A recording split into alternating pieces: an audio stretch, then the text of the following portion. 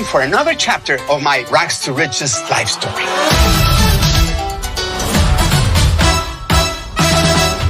Welcome to Acapulco.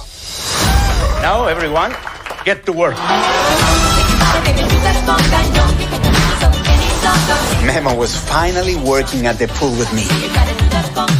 Chad and Julia made their engagement official, but I was happy for them because I had my eyes on someone new. ¿Cómo te llamabas? Máximo.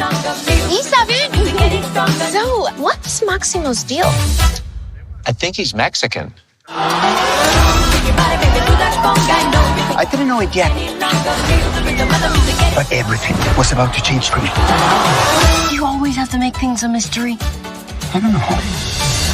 Do I? Anyway, a dark time in my life was approaching. Me siento fatal. Odio en lo que me he convertido por ese hotel. My family was at risk of losing everything. But sometimes things have to break apart to come back stronger. Supongo que no todos mis sueños se pueden hacer realidad. O tal vez lo que necesitas es soñar más grande.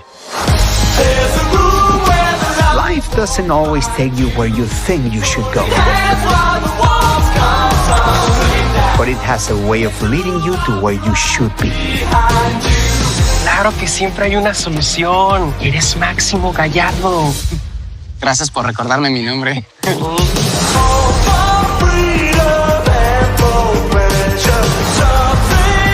Happiness is about finding where you belong.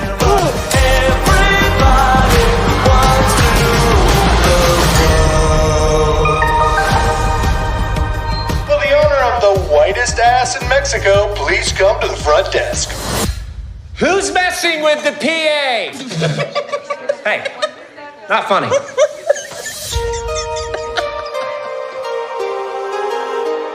Boom, there you go. That was the trailer for Acapulco. Season 2 arriving on Apple TV Plus with the first 2 episodes on October 21st with new episodes every Friday. I'm so excited. I'm Kuya P. This is Nerds Rule the World. And as you see on the screen, I have a special guest, the showrunner, Austin Winsberg. How are you, sir? I'm good. How are you?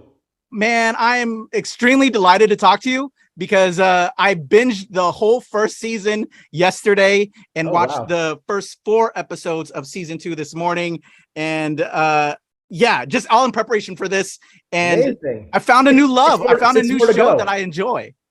I'm good. I'm glad you like it rather than this interview could have been very awkward if you didn't. It could have crashed, but no. And I'm not just saying it because with doing what I do, we watch a lot of TV and I'm sure you do as well. But yeah, when we have to talk to people, you want to like it. And man, I really, truly enjoyed it. So again, thank you for your time talking. Absolutely. Season 2, again, arriving on October 21st with the first 2 episodes. But Austin, it's critically acclaimed, and I understand why. Everybody told me I should have checked this out. I don't know why I waited to the last minute, but I'm here now. I'm ready for it, and I'm sure all the fans that are watching this are here for it. Can you talk to me about, you're obviously doing all the marketing, the work up to let everybody know that it's here. How has that been as we lead into it? How has the marketing been? Yeah, and just the promotion and just the talk from fans that we're finally getting this season 2 here. Yeah, I think the more that we could get the word out, the better. The more that fans can spread the love, and the more that we can kind of put it out there into the world, it's great because I feel like the show is so universal and very in our difficult, challenging times right now. A little bit of joy in the world. So I think the more that we can kind of let people know about it, the better. I love it. All right. So I have to ask you this as a filmmaker myself, and for you as the showrunner that helped make this show happen. Thank you first for that. I'm all about representation as a Filipino American who's always confused as being Hispanic. I get that all the time. And with my material, I want to give accurate and good representation. And I think I'm inspired by the show. Honestly, I think this is representation done right. And in every way. And so how was that for you getting this across and building your team to help showrun this, get this off the ground, and it being bilingual? I love all of these elements here because to me, it's the mold now. It's the blueprint for what I need to do as a Filipino American to get my stories told. Oh, wow. Thank you very much. Well, first of all, in case you couldn't tell, I'm a white Jewish man. So when I first started working on the show, I felt like, this is not my story to tell 100%. And so even in the early creation of the show, I brought in Eduardo Cisneros, who is Mexican, to help me in the creation of it, to make sure the authenticity and the accuracy and all of that stuff. And then as we started to build out the show and create it beyond the pilot, very, very important, not only to me, but to Apple, that every step of the way we had representation and authenticity. And so that's sort of on every level. That starts in the room, making sure that at least half the writing staff was Mexican or Latinx. Our entire crew in Mexico as we were shooting the show is Mexican. The majority of the cast is Mexican. If they aren't Mexican, if they're from Colombia, like Camila is from, or if they're from Spain, like Rafael is from, then also saying that their characters are from those places. And it was, and then there was a lot of early conversation about how much of the show should be in English versus Spanish. Should we be 70-30, 60-40, this or that? And ultimately what we leaned on the most was what's true and what's authentic. And so we stopped being afraid of what we thought might alienate a percentage of an audience from subtitles or whatever, and just say, look, here's our rule. If the staff is at the resort and they're in front of guests who are English speaking, that they would be speaking English as well, which is a lot of what happens at resorts. And if they're in the laundry room or if they're home with their family or walking down the street where they're just talking to each other, most of the time they should be talking in Spanish. But even when I would talk to the cast when we'd be on set, sometimes they talk in English, sometimes they'd switch over to Spanish to sort of go back and forth. So we just tried to be really true every time. And every once in a while, there'd be a question of it. What would they be doing in this scene? Because they're sort of off to the side, but there's other people around.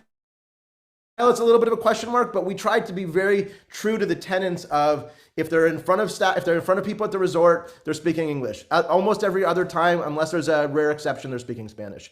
And we weren't afraid of, what that meant. We just wanted to be true and real. That's awesome. I truly connected with that because that's my life, as a Filipino American in my community and knowing others in their various communities. I just cannot commend you all enough for kind of showing that transparency. And it was even stated, we can't talk when we're at the resort. I loved all those elements. Just extremely well done. Thank you so much.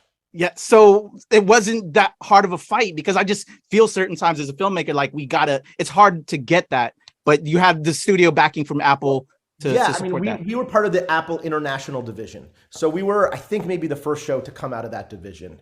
And our executives were also, some of our executives are Latinx. And so I think that everybody felt a responsibility with this show to do it right. And again, I learned some of that stuff as we went along too. And I had people tell me, no, it's better to do it this way. I think I was probably a little bit afraid in the beginning. Is it too much Spanish? Is it too much this? But then I just said, screw it. Let's just lean into what's real. And I just feel like that you say it's a template for you, it's a template for me. I think anytime I work on stories that are not of my own experience, it's important to bring people into that world that really understand that experience on all levels. And I think that's where we should all be striving towards in Hollywood is accurate, authentic voices, authentic representation, and inclusivity as much as possible. Yes. Thank you again. Thank you for being an ally and helping us with our voices. So that's amazing. So How to Be a Latin Lover. This was, semi based on this. And then it has your unique stamp. I was looking, man, Zoe's, come on, you're an Emmy Award winner, Zoe's Shorty playlist, like all of this greatness. Your stamp is in there, and that love for music. I love the singers at the pool. Can I just say that? Just whenever they do their mixes in Spanish, I love it. Tell me about adapting this and putting your stamp on it and just getting this amazing ensemble of actors together. Well, first of all, I have a deal at Lionsgate. So they originally came to me with How to Be a Latin Lover to adapt it as a series. And they kind of knew that they wanted it to be a prequel set in the 80s. So that's sort of all they came to me with. And maybe we had a notion that Eugenio Derbez, who plays older Maximo, would be involved in some way. That was important to all of us too. And originally, we kind of, if you know the movie at all, he's this Lothario gigolo kind of guy who only is trying to be with older women. And originally we thought of, could we make this work as kind of a sex comedy set in the 80s, like Porky's or one of those kind of things, where we sort of see his origin story of how he becomes a Latin lover. But the more we started talking about, do we really want to see a show about a young guy just sleeping with older women every week? We thought maybe that was a little bit limiting. And we thought that maybe there was an opportunity here to tell a story that's more of a coming of age story about a guy a young street kid coming into a world that he knows nothing about and getting his eyes opened up, but then all of the conflict that goes on back home, family, where he has, a very religious mother, and the moral choices that he has to make in order to create a better life for him and his family. And so once we started landing on that more, the world became richer. It felt like the show could be about more. It felt like we could really be seeing some perspectives that we don't normally see on television. And we really leaned into that, and a little bit maybe of kind of that Wonder Years feel, for lack of a better example, or something like that, where we're really kind of following the story of him coming of age in that world.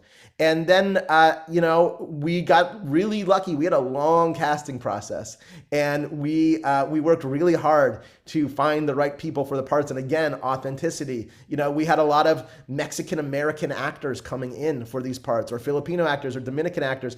And it was really important to have, if we're saying the characters are from Mexico, that we have people who are really from Mexico, or have spent a lot of time there at least, and really understand. And, my ear is that much Spanish, so my ear isn't tuned. So I had people who were better than me being like, that does too American, that accent. Oh, it's not quite. No, that sounds like it's from this region rather than this region. And then if we landed on somebody like Camila, who I just from the beginning thought was perfect for Julia. She's from Medellin, and so, we wrote into the show that she's from Colombia. And Rafael, who was instantly nailed it as Hector, he's from Spain. So we wrote in that he was from Spain, and I think that was really part of the mandate and the specificity, which is don't try to make somebody something that they're not. Try to lean into the culture of who they are and what they are, and then similarly in the writing of it and talking to the actors too, making sure that we're being true and accurate. I love it. Oh man, this ensemble is great. There's so many special moments. Again, I binged it all yesterday, so it's all still fresh. And I'm like dying to finish. I can't lie. Like, I'm ready to finish with you so I can watch the rest of season 2 today. I'm excited. That's going to be my day today. I mean, honestly, the biggest challenge in season 2 is just we have such a great ensemble of actors, and they can all do so much. So a lot of the challenge was just figuring out how can we give everybody their due and their story arcs, and making sure that every character really has their moments this season, and even opening up beyond Maximo's stories to really include more of the world and the people around him, because it is such a lovely, wonderful ensemble, and everybody is so nice and grateful and happy to be there too. So it's a really lovely group to work with. I love it. Such a great cast.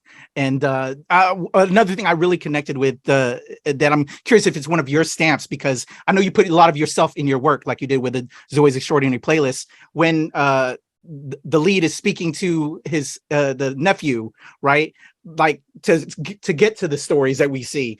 Yeah. Was that a little bit of you there? Because you're a father, I know as well. Sure. I never quite thought of it that way before. But I think that part of the story is really cool for storytelling purposes, because it allows him to be an unreliable narrator, and it allows his memories to be wrong at times, and it allows other characters to come in and correct it, or it allows us to kind of take these flights of fancy or sort of unexpected moments where characters will suddenly break in a scene and say, that's not what happened, or whatever. It just gives us opportunities. And then I think we even go further with this in storytelling. And I want to credit Chris Harris, who's the co-showrunner with me, who really ran season 2, that he was very inventive with all of the plot mechanics and the story devices and the way that these stories kind of interweave with each other. I just love that piece of the story gives us an opportunity to have fun and sort of break conventions in storytelling. As far as my personal stamp on it, I think my personal stamp probably comes more in the tone of it. I think that, tonally, I'm always trying to tell stories that are comedic and heartfelt and emotional at times. and are about something, but ultimately sort of leave you with a feeling of positivity. And I think that's probably where you feel a lot of my hopefully impact or influence. Oh, well, now I've got to go watch Zoe Extraordinary Playlist and get more of that after I'm done with this season 2. I'm a new fan of yours, Austin. Amazing work. So season 2, again, everybody is arriving with the first 2 episodes on October 21st, with new episodes every Friday. For this season, we're getting a bunch of revelations, some changes. And I don't want to give away too much for the fans. It's going to be installment TV where you check in, where you got to check in every week. Man, I'm losing my question. I'm trying to grab it. You're good. What is it? What's the question? I'll help you. Damn it. Now I'm really going space case. For you, was there a special moment for you this season that you were really excited to see going into how it plays out? And really, honestly, from a filmmaking perspective, like point A to point B, how do we get there? We got that season 1. Now we have this season 2. How much is it planned out? Are there others? Have you been given the blessing for past season 2? And how is that going, I guess, from a writing perspective? Okay. Because of kind of how this kind of portrays itself out. A few questions there. Yeah, sorry. I threw a lot of them when I finally came together with you. The first question, is there a specific storyline or something? I really loved how in season 2, older Maximo comes back to Acapulco. So we get the opportunity in season 2 to actually, rather than just see him at his home, to see him in the spaces and the places in 2022 that we see and talk about in 1985. And there's a lot of cool transitional stuff and ways in which we play with time, or we understand time in the 2 different time periods, that I think is kind of special and magical in season 2. Another storyline off the top of my head is the Sarah Nora storyline, which you're just sort of getting deeper into after 4 episodes. I think Rahina, who plays Sarah, does an amazing acting job this season, and there's a very thin, delicate needle we have to thread with her storyline, and that's another storyline where we were trying to be very sensitive and also accurate to the time period. So that's a storyline. My heart with that. Yeah, so that's a storyline for me where I just feel like that's, if you don't do that story truthfully or give it its time and space, that storyline could maybe not be as successful as it is. And I feel really proud of that storyline in particular this season. As far as, what was the next question? As far as season 3, was that the next question? Yeah, kind of like, how have you guys planned this all out? Yeah, so always what we do at the beginning of the season is me and Chris Harris and who else was there this season? Chris and I spent at least 2 or 3 weeks before the room started mapping out the season.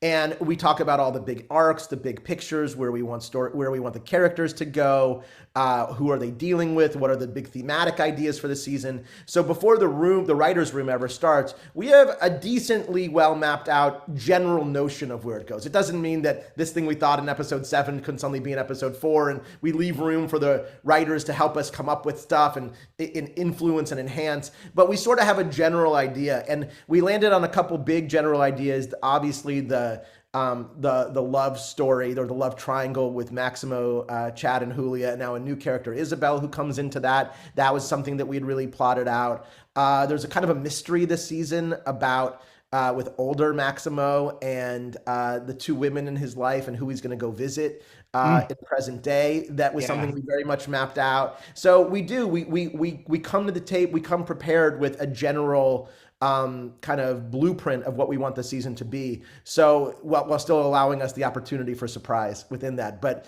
we like to make sure that if we're setting something up, that we're going to pay it off over the course of the season. And similarly, we do resolve some things at the end of season 2, but we also leave some new doors open and some new questions open. So we are definitely in the early planning stages of season 3. Nothing official yet to report, but things are, I would say, in discussion and in the works. I am so excited by that last bit right there, because as a filmmaker, you have a young cast too. They're going to get older. So I'm like, I need them on the set right now. Let's get these next seasons out. Especially Hugo, the nephew. Like every time I see him, it's like he's 6 inches taller. Man, well, thank you so much. More facial hair. This was truly a pleasure, and I am now a humongous fan. I'm not going to go watch the rest of season 2, but everybody else, thank you for checking us out. Nerds Rule the World season 2 premieres with the first 2 episodes on Friday, October 21st, with new episodes every Friday on Apple TV. Austin Winsberg, you are the man. Thank you for Acapulco. Really appreciate your time today. Absolutely. Thank you.